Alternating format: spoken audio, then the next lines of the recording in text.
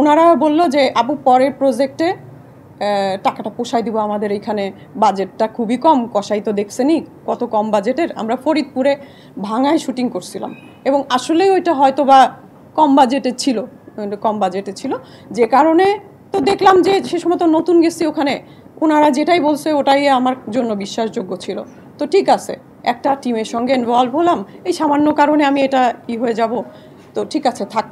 হ্যাঁ, এই by this time ওদের সাথে কিন্তু আমার একটা ভালো রিলেশন তৈরি হয়েছে, বললাম না? তো রিলেশন যখন বিল্ড আপ হয় তখন কিন্তু আসলে এই টাকা পয়সার বিষয়গুলো, বললাম না আমি যে আমি ওদের কাছ থেকে যতটুকু নিয়েছি, মানে কি বলবো, এগুলো বলা খুবই ছোট লোকই, কিন্তু পরিস্থিতির খাতিরে এগুলো উল্লেখ করতেই হয়। যতটুকু ওদের কাছ থেকে নিয়েছি তার শতগুণ ওখানে, সেটা হতে পারে ফিনান্সিয়ালি, ওটা আমি কখনো হিসাব করিনি, কখনো হতে পারে তাদের ব্যক্তিগত কোনো প্রবলেম, সেটা নিজে দায়িত্ব নিয়ে রিস্ক নিয়ে এক জায়গা থেকে আরেক জায়গায় যেও আমি সেগুলো সলভ করে দিয়ে এসেছি। এগুলা অস্বীকার করতে পারবে না সে, হ্যাঁ, এগুলো অস্বীকার করতে পারবে না। আমার একটা ভাই, উনি আইইউটির প্রফেসর ডক্টর তাসলিম রেজা, আমি আমার ওই ভাইয়ের সমমানেরই কিন্তু তাকে হিসাব করেছি, যে কারণে তার হাজার অন্যায় দেখেও আমি ওটা নিজের ভাই বোন বাবা মার অন্যায় কিন্তু হ্যাঁ নিজে বলা যায় সরাসরি, কিন্তু বাইরে বলা যায় না।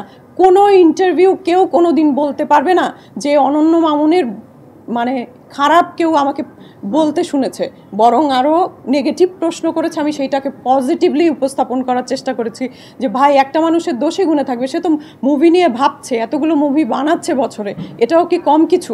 সে তো চেষ্টা করছে মুভি নিয়ে, কিন্তু দেখতাম যে বিদেশি মুভি সে এনে আমাদের হলে চালাচ্ছে, তার এই কাজটার কারণে বাংলাদেশের ডিরেক্টররা বঞ্চিত হচ্ছে, বাংলাদেশের ডিরেক্টরদের চলচ্চিত্র হল থেকে নামিয়ে দিচ্ছে বিদেশি মুভির কারণে।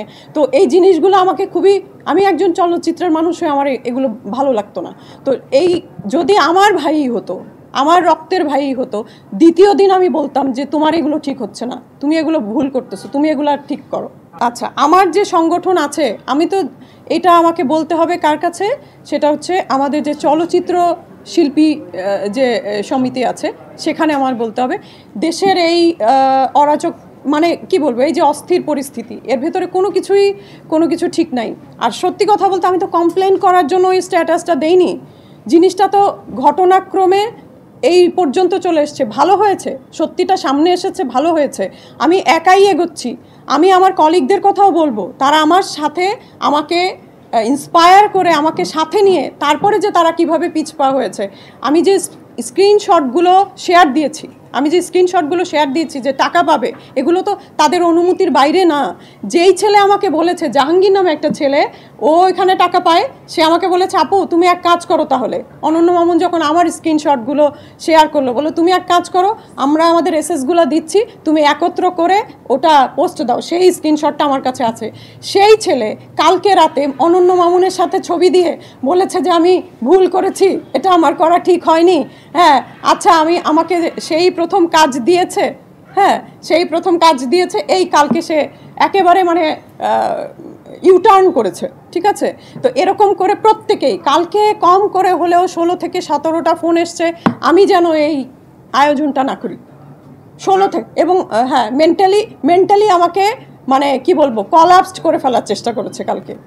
যারা আমাকে বারণ করেছে তারাও আমার শুভাকাঙ্ক্ষী না, আমি সেটাও বলতে পারবো না, কারণ তাদের কাছে এমন কিছু পৌঁছানো হয়েছে যে আমি এইটা যদি করি আমার অনেক বড় ক্ষতি হবে। হ্যাঁ, আমার অনেক কিছু ডিস্ট্রয় হয়ে যাবে, আমার ক্ষতি হবে, হ্যাঁ হতে পারে, যে কারণে সবার মানসিক শক্তি তো সমান না। হ্যাঁ, সেই ভালোবাসার জায়গা থেকেই তারা আমাকে বারণ করেছে। কেউ আছে আমাকে ভালোবাসছে এরকম একটা বিষয় শো করে তারপরে বারণ করছে তোমার তো ক্ষতি হয়ে যাবে।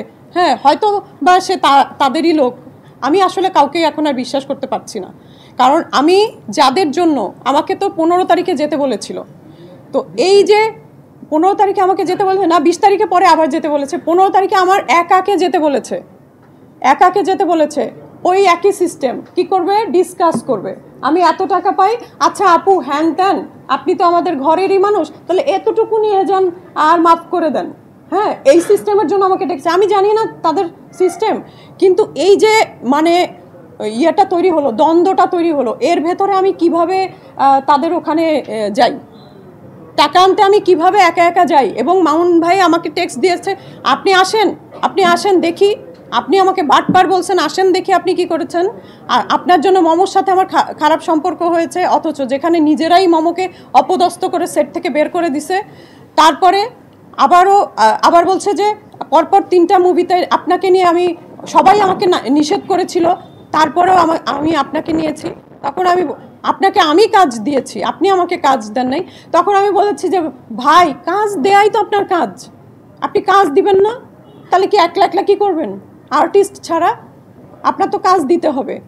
তো যাই হোক, সে এইভাবে অপদস্থ করেছে। আমি প্রত্যেকটা জিনিস আমি ভয়েস দিয়েছি, আমি টেক্সট করেছি, সেখান থেকেই ওনার সুবিধাজনক জায়গাগুলো উনি কাট করে করেছে, স্ক্রিনশট দিয়ে পোস্ট দিয়েছে। তো যেটা ভাইয়া বলছিলেন যে সময়ের পরিবর্তন তো হয়েছে বলেই এত কথা বলতে পারছি, আমি এতদিন তো বলতে পারিনি। কেন বলতে পারিনি? অনন্য মামুন কেমন সেইটা ওই গাছের পাতাও জানে, ফিল্ম ইন্ডাস্ট্রির। হ্যাঁ, ফিল্ম ইন্ডাস্ট্রির গাছের পাতাও জানে অনন্য মামুন কেমন, তার ব্যবহারে গাছ থেকে পাতাও ঝরে যায়। আমরা তো মানে শক্ত করে তাকে ধরে থাকি এই কারণে যে এখানে ডিরেক্টরের সংখ্যা কম, ভালো হোক মন্দ হোক কাজ করছে ফ্রিকুয়েন্টলি, আমাদের তো স্ক্রিনে থাকতে হয়। ঠিক আছে, 8-10 জায়গায় পেমেন্ট পাই, একটা জায়গায় পেমেন্ট নাই বা পাইলাম, ভাই বোন সম্পর্ক, এই যে একটা সম্পর্ক, এই জায়গা থেকে আমি যতখানি জানি সে এইরকম করে লিয়াজো মেনটেন করে বিগত সরকারের যত হোমরা চোমরা আছে তাদের সাথে যোগাযোগ করে তাদেরকে খুশি করে সে এতদিন পর্যন্ত টিকে ছিল। তাহলে কি, সে তো তাদেরই একটা পার্ট ছিল, তো এক অর্থে সে তো শক্তিশালী ছিল। তো সেই শক্তিশালী মানুষটার বিরুদ্ধে দাঁড়ানো বা এইভাবে কথা বলা, ওই সাহসটা হয়নি। সত্যি কথা বলতে, যেই পরিস্থিতিতে এখন আমরা এসেছি, ছাত্ররা বলতে গেলে এটা পূর্ণ একটা স্বাধীনতাই এনে দিছে। হ্যাঁ, এখন আসলে এইটাকে সবাই মিলে ঠিকঠাক করে নিতে হবে। সেই ঠিকঠাক করার প্রথম স্টেপটা মনে করেন যে আমিই নিলাম, যে এখানে একজন ডিরেক্টর দিনের পর দিন আর্টিস্টকে টাকা দেবে না এবং তার মানহানি করবে। অবশ্যই আমি মানহানির ব্যবস্থা নিব, অবশ্যই সে যদি সরি না বলে আমি অবশ্যই মানহানির ব্যবস্থা নিব। যদিও সরিতেও এটার সংকুলন হয় না, কিন্তু তারপরও তার সাথে যেহেতু কাজ করেছি, ডিরেক্টর বলে একদিন হলেও জেনেছি, ভাইয়ের সম্পর্ক এখন আর এসব মানি না। ডিরেক্টর বলে যখন তাকে জেনেছি, এতটুকু আমি কনসিডার করব। সে যদি আমাকে সরি বলে, তাহলে আদারওয়াইজ আমি এটার স্টেপ নিব, মামলা করব তার নামে।